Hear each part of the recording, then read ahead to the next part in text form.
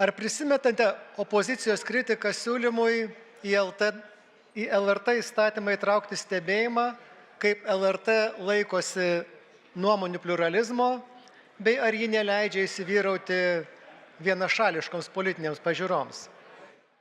Atseit, toks siūlymas pažeistų LRT žodžio laisvę. Man šitą demagogiją primena Sovietų Sąjungos komunistų partiją, kuri vadino Kubą laisvės sala. LRT tiek pat laisvės, kiek tų laikų Kuboje, kurią tarybų šalies patriotai gynė nuo Amerikos imperialistų. Dabar pavyzdys. Kovo 11 Laisvės partija neeiliname suvažiavime partijos pirmininku išrenka Vytautą Mitalą. Kitą dieną, kovo 12 LRT televizijos laidoje Dienos tema, Mitalas dėsto apie partijos veidus, pokyčius ir planus. Kovo 7 dieną Tautos ir Teisingumo sąjunga pirmininku išrenka mane. Bet nei kitą dieną, nei kitą savaitę LRT manęs nepakviečia į jokią laidą. Toliau. Vyksta LRT forumas. Jakilaitis kalbina Makaraitytę, Davidonytę, Černiauską ir Skirmantą Malinauską.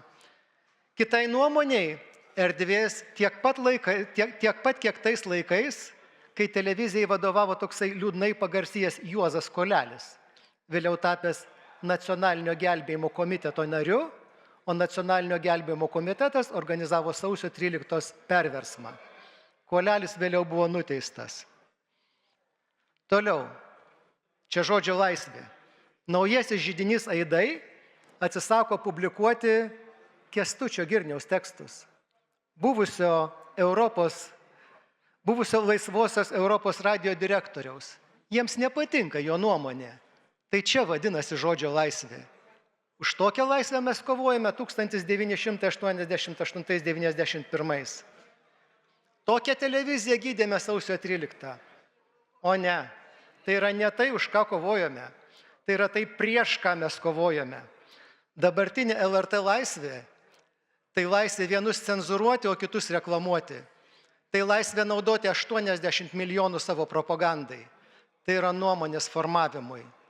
Be abejo, LRT žurnalistai yra laisvi turėti kokias tik nori politinės pažiūras, bet jie negali naudoti valstybinio transliuotojo eterio jų propagandai arba direktorės asmeniniams interesams.